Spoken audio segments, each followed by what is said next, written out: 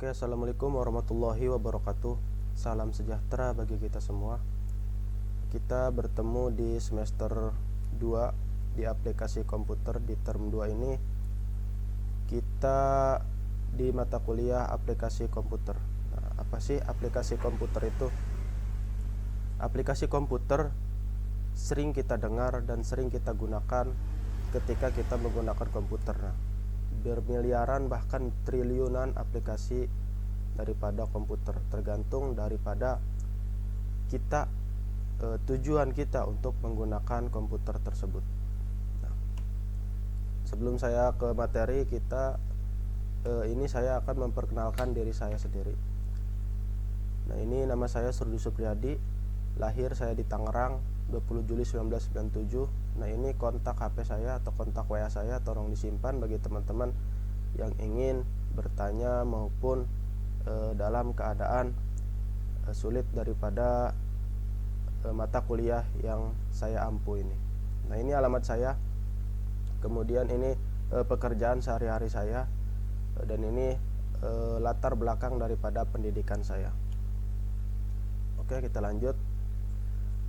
Ini learning schedule kita sampai UAS nanti. Nah, ini minggu pertama dan kedua sampai minggu keempat, maksud saya ini kita akan Microsoft Office, dan minggu kelima dan minggu keenam adanya Microsoft Excel.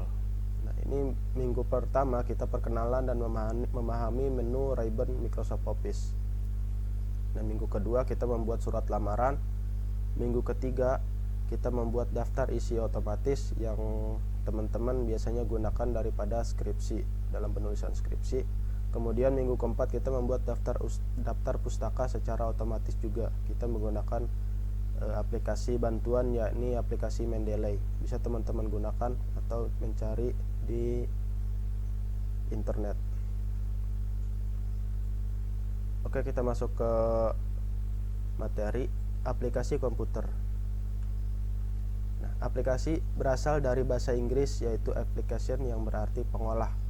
Nah, aplikasi komputer adalah sebuah perangkat lunak atau software program komputer yang ditulis dalam bahasa pemrograman dan berfungsi melakukan perintah sesuai dengan keinginan dari pembuat aplikasi. Nah, ini pengertian daripada aplikasi komputer. Ini contoh aplikasi komputer, program-program dalam dunia bank yang digunakan untuk menyediakan informasi buku rekening bulanan para nasabah. Nah, program dalam perusahaan penerbangan domestik yang memberikan informasi pemesanan dan jadwal penerbangan, dan masih banyak lagi aplikasi komputer lainnya. Nah, jadi semua adanya aplikasi komputer memudahkan interaksi manusia, misalnya adanya pemesanan, kemudian adanya keluar masuk barang. Nah, itu menggunakan aplikasi komputer. Ini contoh daripada aplikasi komputer. Di sini ada Microsoft Word, ada Microsoft Excel, ada PowerPoint, ada Access, ada Adobe Reader untuk membaca PDF. Nah, ini juga ada Foxit Reader PDF untuk membaca PDF. Kemudian ini ada IBM SPSS. Kemudian di sini ada Asampo Burning Studio untuk menulis data atau memburning sebuah file ke dalam compact disk atau CD. Di sini ada aplikasi pengolah gambar atau foto. Di sini ada aplikasi Adobe Photoshop. Kemudian di sini ada Adobe Illustrator untuk desain grafis.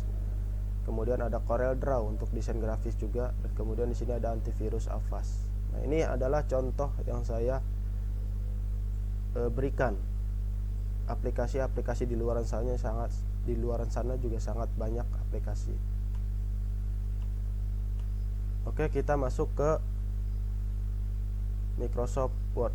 Nah, ini kita memahami ribbon menu apa saja sih yang ada di Microsoft Word. Nah, di sini ada menu home. Menu home di sini ada paste, nah, untuk menyisipkan gambar maupun untuk menyisipkan teks. Kemudian ada cut untuk memotong. Misalnya kita membuat Prima Graha. Nah, misalnya ini kita cut.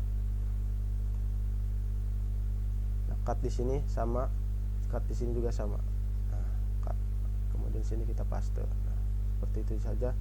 Kemudian di sini ada copy, kemudian di sini ada format painter. Nah, format painter misalnya untuk menselect si teks tersebut. Nah, misalnya berbagai teks, misalnya teks kita banyak. Nah, di sini kita bisa menggunakan format painter. Nah, kemudian di sini ada jenis huruf, berbagai macam jenis huruf. Nah, sini teman-teman bisa menginstal jenis huruf lainnya pada internet. Download saja font-font, berbagai macam font di internet banyak. Kemudian ini ada size font. Kemudian di sini ada untuk membesar size font, di sini untuk memperkecil size font. Kemudian ini ada untuk sentence. Kemudian di sini ada, misalnya kita contoh seperti ini. Nah, di sini kita seperti ini. Jadi pemformatan penulisan angka maupun si huruf besar semua misalnya. Nah, ini huruf awalan besar. Nah, ini huruf awalan kecil. Kemudian di sini ada clear all formatting. Nah, seperti ini. Yang tadinya seperti ini, kita menggunakan clear all formatting akan kembali ke awal. Nah, seperti itu.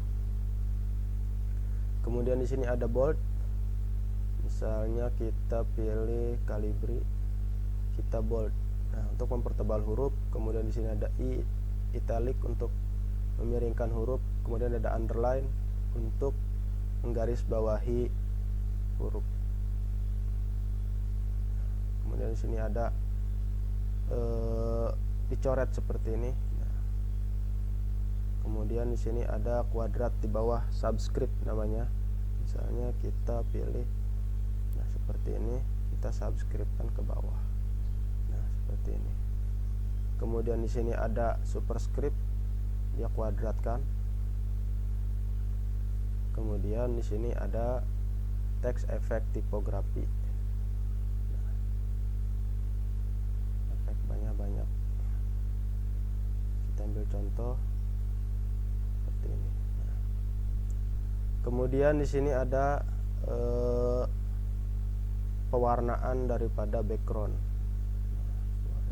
Background si teks tersebut. Nah, kemudian di sini ada pewarnaan style font. Sini seperti ini. Kemudian di sini ada bullets and numbering. Nah, seperti ini. Kemudian di sini ada numbering. Sini kita memberi nomor pada teks. Nah, ini juga sama kita gunakan biasanya untuk menuliskan skripsi. Kemudian di sini ada decrease indent. Nah, misalnya seperti ini. Nah, untuk merapihkan si objek teks tersebut. Kemudian untuk mengurutkan data dari A sampai Z. Nah, ini untuk mengurutkan data. Dan di sini ada paragraf. Kemudian di sini ada rata kiri, align left. Kita ambil contoh ini rata kiri. Kemudian sini ada center, rata tengah. Ini ada rata kanan, dan ini ada justify. Kemudian ini ada jarak spasi. Misalnya kita membuat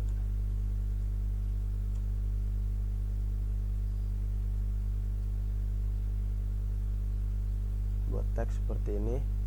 Kemudian ada line spacing. Nah, untuk mengatur jarak spasi yang di atas dengan yang di bawah. Nah, kita gunakan 1,0, kita gunakan 1,5 misalnya. Nah, seperti ini. Kemudian ini ada color untuk tema yang tadi kita buat. Nah, kemudian di sini ada untuk menambahkan border atau garis seperti ini misalnya. Kemudian di sini ada style. Di sini ada style untuk merubah daripada tema si font tersebut. Nah, seperti ini. Oke, kita langsung ke menu insert. Di sini ada cover page. Nah, ada berbagai macam di sini cover page. Kemudian ada blank page, ada page break. Nah, nanti kita akan membuat daftar isi otomatis maupun daftar pustaka menggunakan ini juga bisa. Kemudian di sini ada menu table. Kita untuk menyisipkan table. Contohnya kita menyisipkan table. Nah, seperti ini. Nah, kemudian kita untuk menyisipkan gambar, menyisipkan auto save. Kemudian ada smart, ada chart. Ini untuk membuat diagram. Kita juga di sini bisa screenshot. Kemudian yang lainnya di sini misalnya ada word art, ada header and footer. Nah, ini untuk memberi penomoran daripada dokumen yang kita buat. Nah, di sini ada menu layout.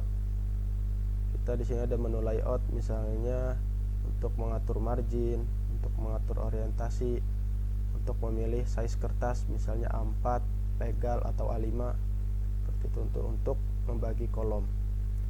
Jadi 2 bagian kolom misalnya. Di sini ada menu break untuk menghentikan kolom yang lembar pada berikutnya. Kemudian ada line number. Kemudian di sini ada hyphenation. Nah, misalnya kita untuk otomatis hyphenation manual. Di sini ada indent, misalnya rata kiri kita berapa senti, rata kanan kita berapa senti. Kemudian ada line spacing, ya. Di sini ada spasinya, misalnya teman-teman menggunakan spasi 1,5 kayak tadi misalnya, atau 1,0. Ini ada menu referensi yang biasa kita gunakan untuk menggunakan atau membuat daripada daftar pustaka. Nah, ini menu referensi, misalnya kita mulai misalnya di sini table of content. Nanti kita akan belajar membuat daftar pustaka. Kemudian di sini ada menu my links, menu review, menu view. Nah, di sini misalnya kita menghilangkan si penggaris. Adanya grid line, kemudian ada navigation pen. Itu saja mungkin. Nah, ini menu add-ins saya menggunakan untuk membuat barcode. Nah, untuk referensi yang tadi teman-teman bisa menggunakan aplikasi Mendeley. Nanti ketika kita pertemuan atau tatap muka, kita install aplikasi Mendeley secara bersamaan. Nah, mungkin itu saja yang dapat saya sampaikan di pertemuan ini. Bila mana ada pertanyaan, silahkan diposting di komentar Classroom, jangan diposting di komentar YouTube.